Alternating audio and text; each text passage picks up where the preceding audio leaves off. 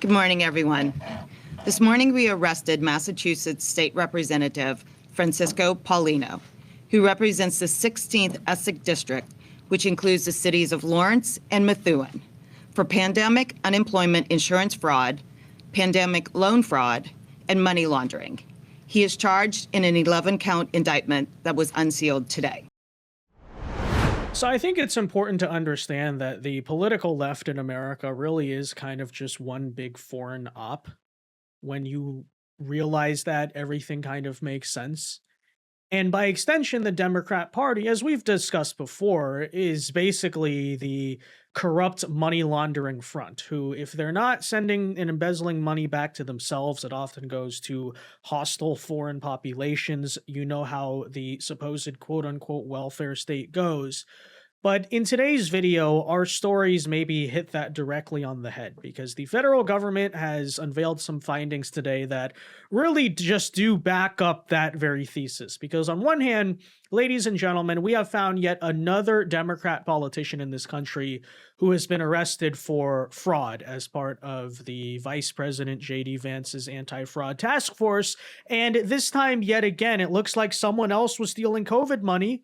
Gee, I don't know why we've seen this same story play out so many times repeatedly from elected Democrat politicians, but it's almost as if you understand that, yes, your entire political machine is based on fraud, why not take some off the top? And now they're getting caught. Years later, suddenly, people are starting to figure out, only because we decided to look, hey, actually, they are indeed just straight up stealing money from the taxpayer. And so the FBI and DOJ made that move today.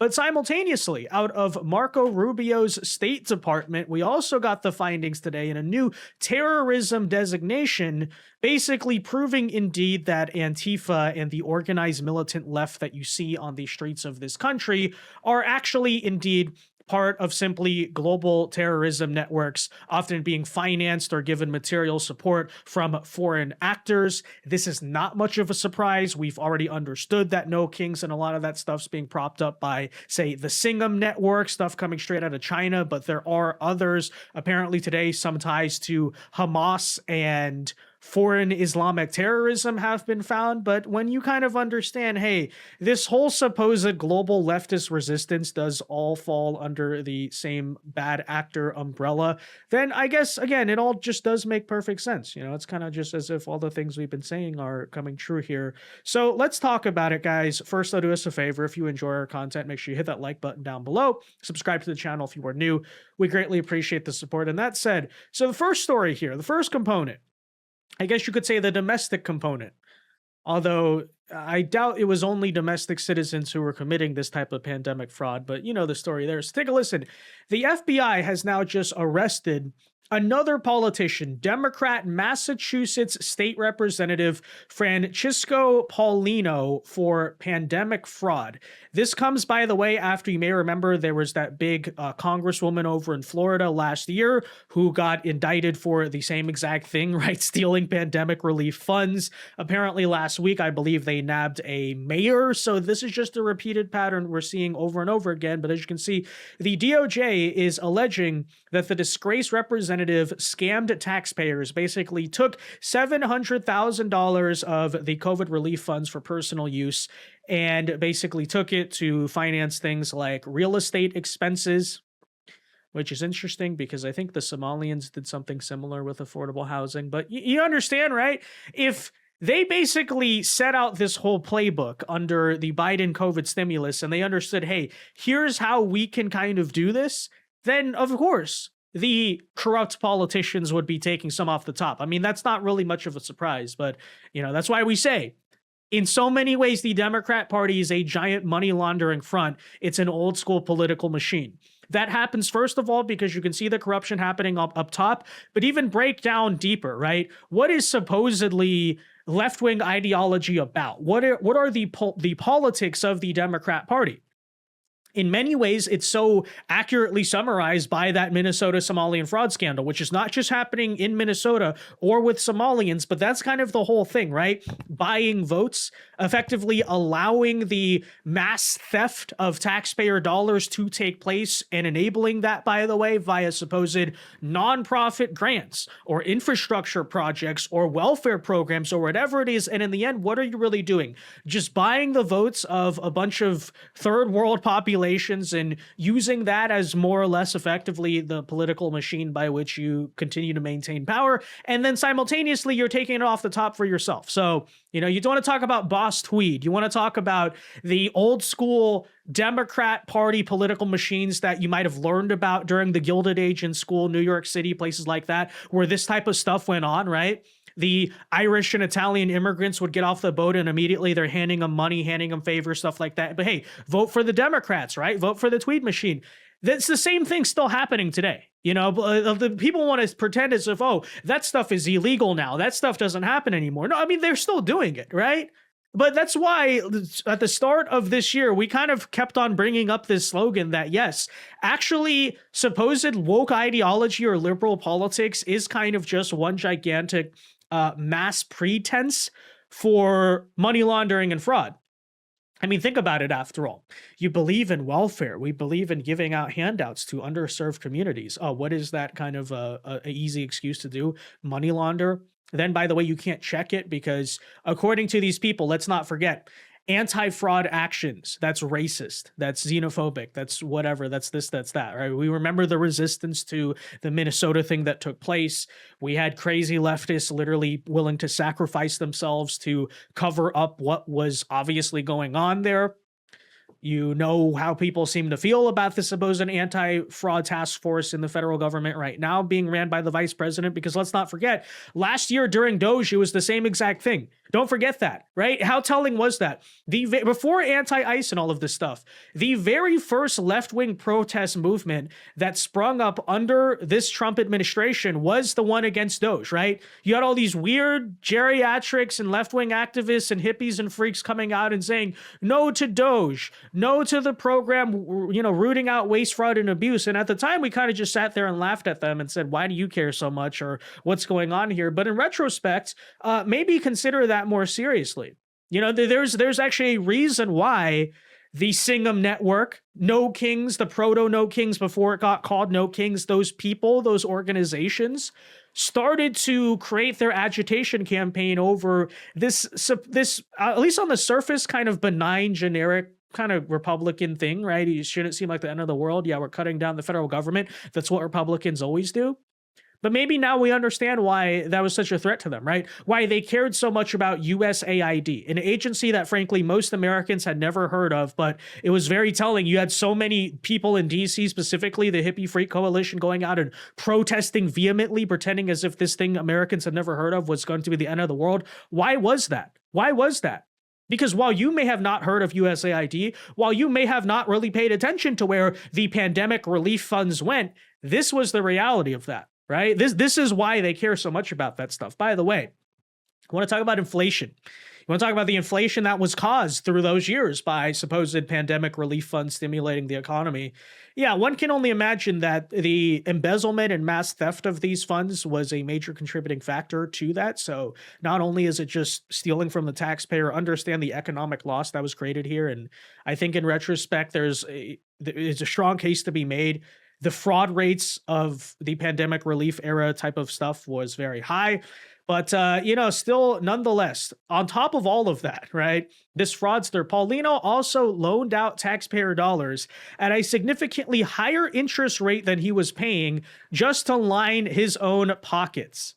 Very liberal, by the way, right? Oh, capitalism is bad, or we need to, look out for ordinary people. No, you're just a scammer. You're just a grifter, literally. You're just a big money laundering criminal grifter who is basically kind of using your political office ultimately to enrich yourself. I mean, one can only imagine that he probably had extra awareness, for example, of how these COVID relief funds were working and ways to embezzle them, and frankly had that anti-fraud task force in operation never been set up. This guy probably never gets caught, because look how many years later they found this stuff out. But anyways, he's now facing an 11-count indictment, including 8 counts of wire fraud and 3 counts of unlawful monetary transactions and money laundering. So there you have it. But folks, do keep in mind, it's not just about pure money laundering. We have to, especially when we study the left, we have to look at maybe what the bigger picture is here.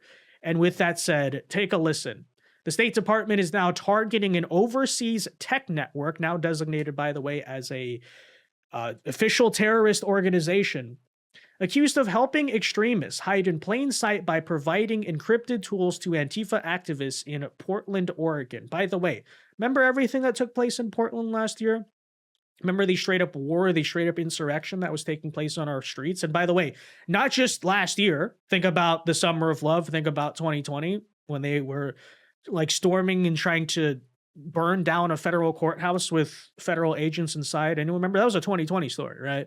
I know, the fever dream nobody remembers. Well, turns out there may have been a little bit more to the story than this just being a couple of crazy, mentally ill hippie freaks over in Oregon. Accused of helping extremists hide in plain sight by providing encrypted tools to Antifa activists in Portland, Oregon, and overseas terror groups, including Hamas and Iran's Revolutionary Guard. The state and Treasury departments designating Autisti Inventati, or AI Collective, as a specially designated global terrorist, saying that this group provides digital infrastructure to violent Antifa cells and other far-left groups, which allow other groups to remain anonymous beyond the reach of the law. The department says the collective provided services to groups who carried out attacks on rail systems in European countries, and here at home, groups that have carried out attacks on ICE or at a law enforcement training center in Atlanta, Georgia, for example. The Italy-based group says it started 20 years ago to provide internet support for social movements. According to the group's website, that includes individuals, collectives, communities, and groups whose political and social activities fit within this worldview and who share some fundamental principles. That includes anti-fascism, anti-racism, anti-sexism, anti-militarism. The State Department says this group has a massive footprint, including 16,000 mailboxes, 1,500 websites, 5,500 mailing lists, and about 10,000 blogs. Yeah, so first of all, you may point out it's kind of strange for a group to be preaching anti-militarism in their own words, to be helping out groups like you heard it there, Hamas and the IRGC, right? U.S. designated terrorist organizations, Islamic terrorist organizations. By the way, what would that have to do with their anti-capitalist far-left ideology? But that's the thing, is that when you kind of properly understand what's going on here and sort of the battle of global race communism, or whatever word you want to give it, it actually does make sense, right?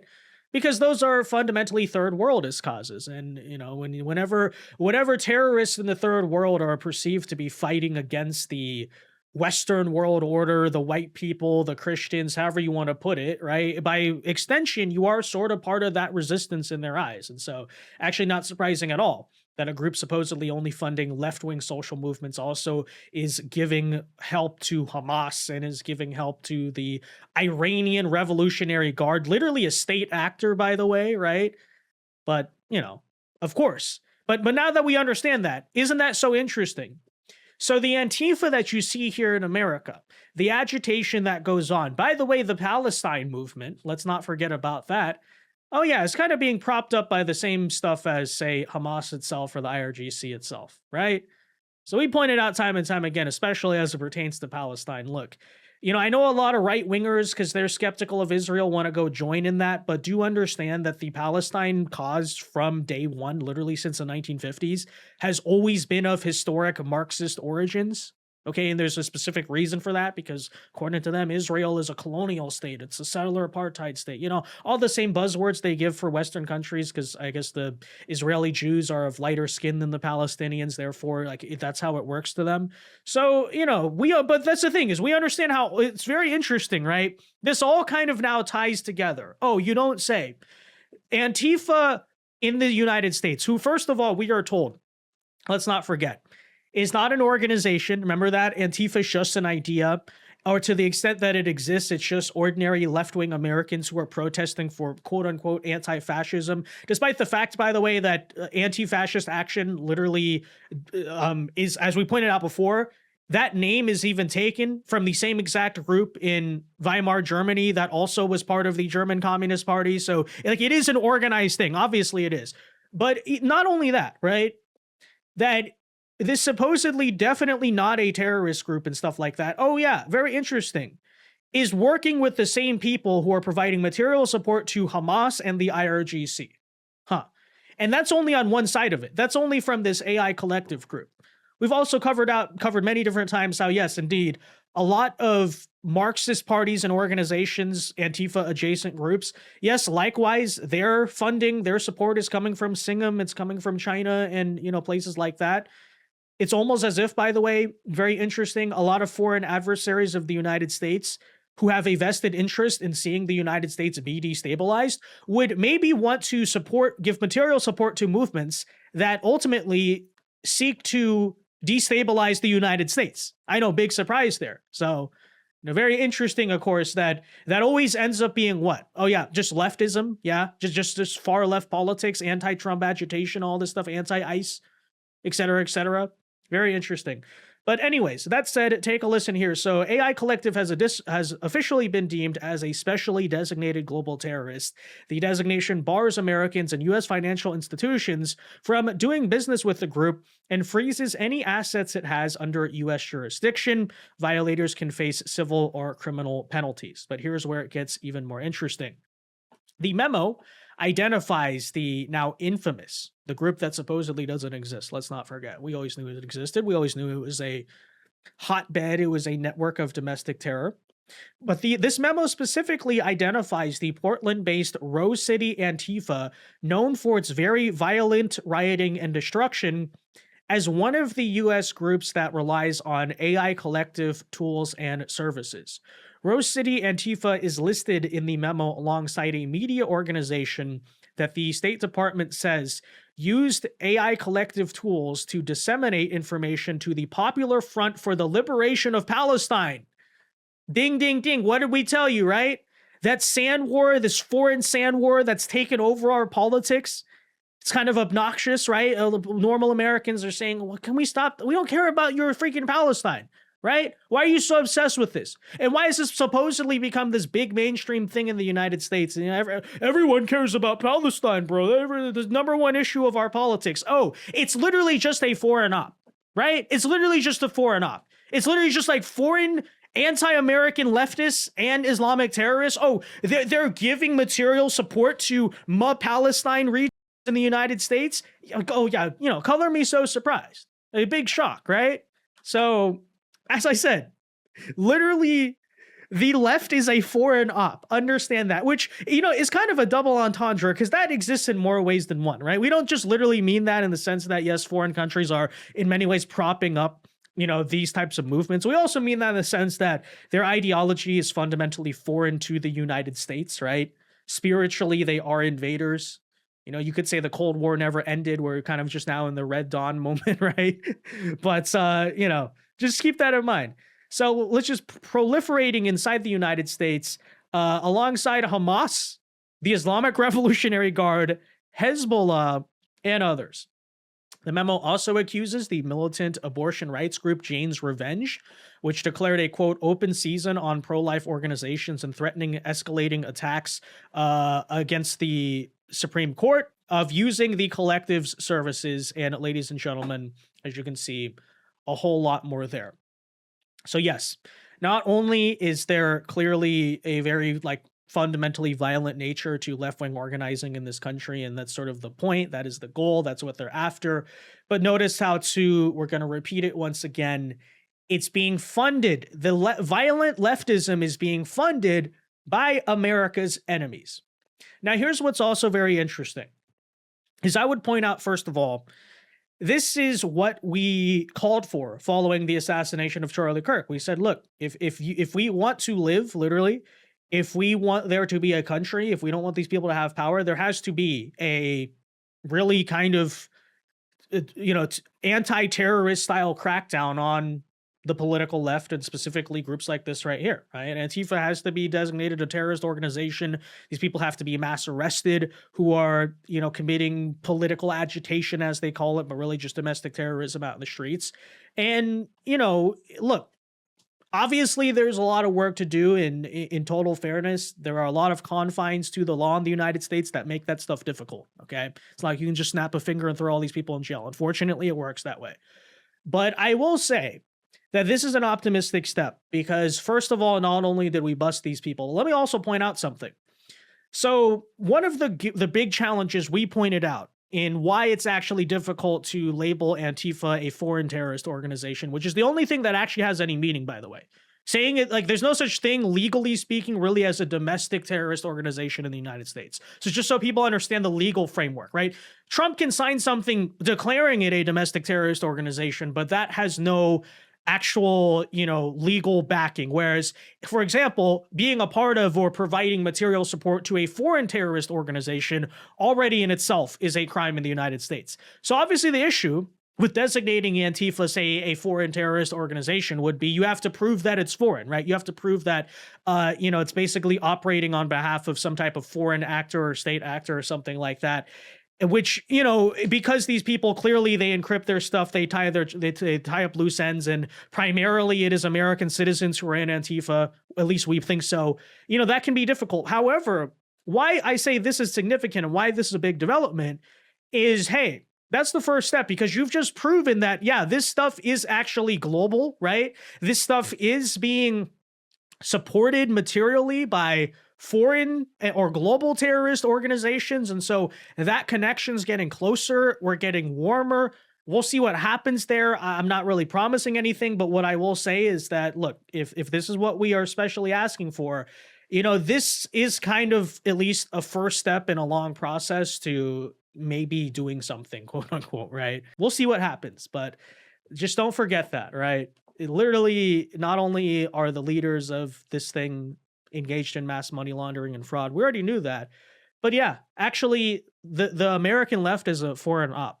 Yeah, we are going to say that. And people who innocently fall for the American left are falling for a foreign op. Supposed anti-ICE activism too, by the way, don't forget that one, is a foreign op, which maybe shouldn't be surprising. Oh yeah, foreign countries would oppose the mass removal of illegal foreigners from the United States.